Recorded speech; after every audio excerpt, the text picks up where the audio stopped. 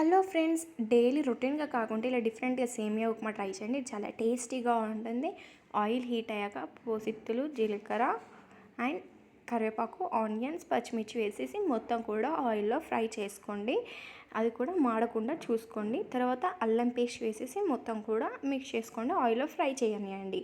అలా ఫ్రై కొంచెం సేపే చేయాలి. తర్వాత టమాటో వేసి మొత్తం కూడా అవి కూడా ఫ్రై కావాలి. టమాటాలు ఉడికాక ఇప్పుడు మనం వేసుకోవాల్సింది పసుపు అండ్ ఉప్పు వేసేసుకోండి.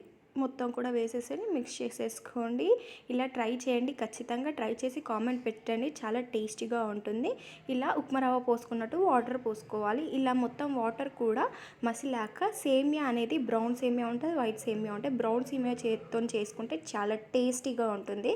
ఖచ్చితంగా ట్రై చేయండి. ఇలా మిక్స్ చేసేసి ఇలా కొంచెం సేపు ఉంచేసి తీసేయండి. ఇక సర్వ్ చేసుకొని తినండి. చాలా టేస్టీగా ఉంటుంది. ఇంకిన్ని లేటెస్ట్ వీడియోస్ కోసం డూ ఫాలో.